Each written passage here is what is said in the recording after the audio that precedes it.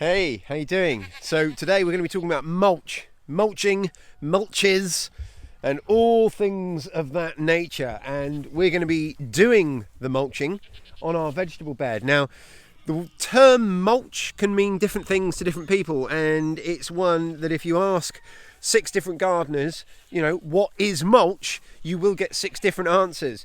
But basically, how I understand mulch, and please do correct me if you're wrong and let me know what your thoughts are in the comments. If you think there is something that is mulch that I'm not mentioning, or if you think there's a way of using mulch that I'm not using, then do let me know. While you're doing that, also press that like button and subscribe to my channel. But I'm going to be mulching my vegetable bed here. Now, mulch, as far as I understand it, is basically any loose material that you're going to put down on top of the ground. Now, you could mulch straight on top of grass if you're going to make a no-dig vegetable bed. Basically, that's how you're going to do it. You're going to put some cardboard down to kill the grass and the weeds, and you're going to mulch straight on top of that with some compost. Now, we've added loads of compost to our vegetable bed already this year, and that was a type of mulch. And what we have, if I show you, so on top here, and what I've planted my potatoes into, is this compost mulch. And you'll see, it's really loose. We haven't compacted it, we've just put it on top. And something else you'll see, and I'll show you again, this top surface is quite dry. We're in the start of summer now here in the UK. It's the start of June. We've had 2 or 3 dry days. We've also had a little bit of drizzle today. So it's not exactly, scorching weather. But this top surface is really dry and quite crispy to touch. If I take a piece just from the top and show you, you can see how dry it looks. But I don't have to go very deep, and because I've got this mulch on top, the ground just underneath is much wetter. It's retaining that moisture really, really well. And that's key. That's one of the main reasons that we mulch. There is another, and that is weed suppressant. So at this time of year, again, the start of the summer, hello there. I've got a chicken, slightly more free range than she should be. We'll pop her back in a second. But yeah, this time of year, we've got lots of weeds coming up. And particularly one of the ones I struggle with, and a lot of people struggle with, is bindweed. This guy down here.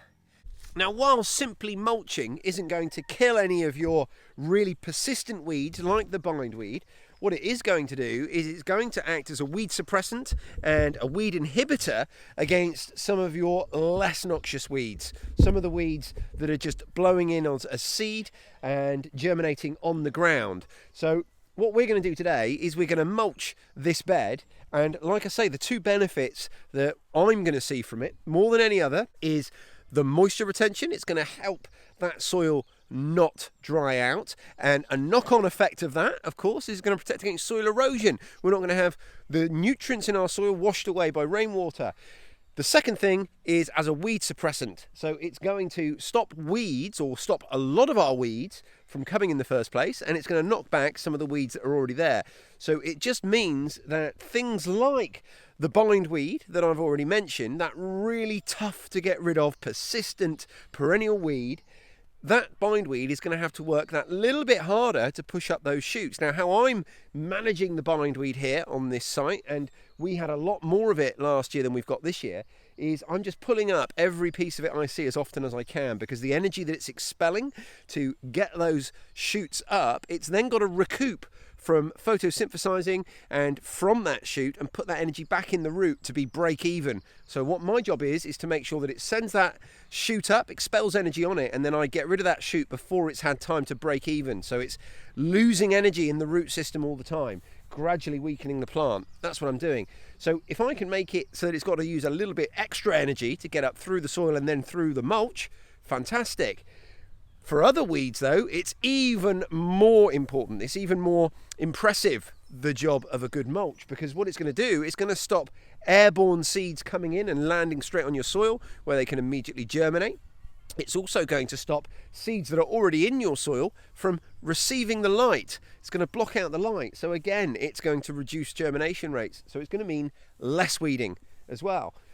The last thing that you can use mulch for, and that we might use it for, depending on how much we've got, and I'll talk you through that in a second, is to actually earth up your potatoes. These are our main crop potatoes through here, and they're all ready to be earthed up. Now, I don't have enough compost to earth all these guys up. Now, of course, we could dig some trenches in between the rows, which we might end up having to do. We don't know.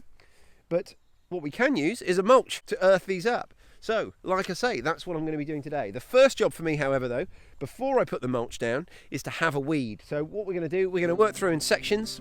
Up here, we've got our first and second early potatoes in 2 rows, courgettes down the middle. We're going to have a quick weed here and then bring some mulch in.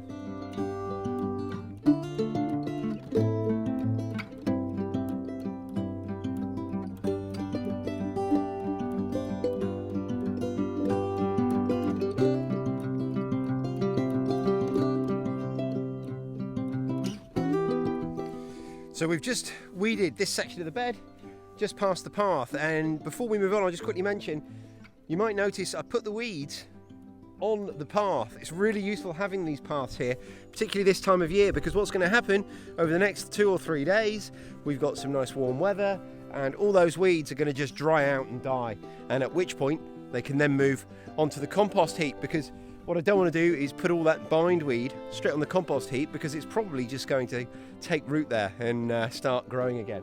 So we'll let it basically dry out in the sun. So we're now going to take our little ride-on mower with the trailer on the back, and we're going to go and pick up some wood chip that we've had delivered right at the other corner of the property. We've got to go around the outside of our pig wood here to do it.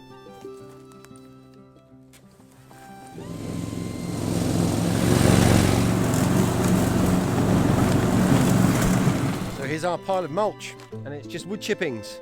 And if you're interested, there's lots and lots of ways that you can get wood chip for free, delivered to your house for free. I've actually done a video on that exact topic, and I will link to that in the description. So if you want to get hold of some wood chip, check out that video, and it'll show you how you can get it for free, because that's how I get mine. I don't pay for it. Now, you can use, as I said before, any kind of organic matter or even non-organic matter. People sometimes use slate, slate chippings or even gravel as a mulch. It's a thing, but it's not something I want to use, particularly on my vegetable bed. I want something that's going to rot down over time and actually improve the soil.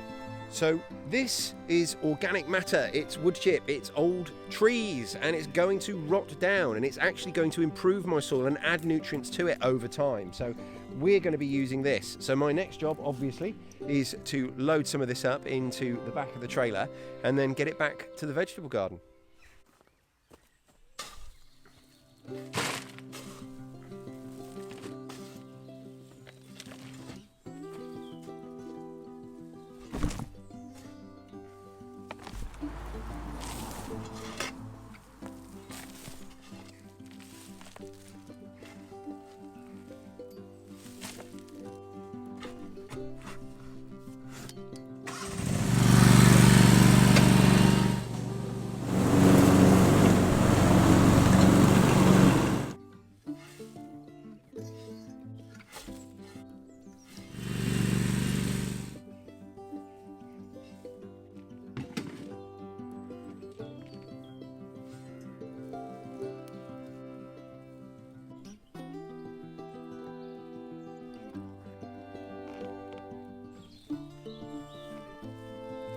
So that's one portion of my bed mulched, complete. I'm happy with it.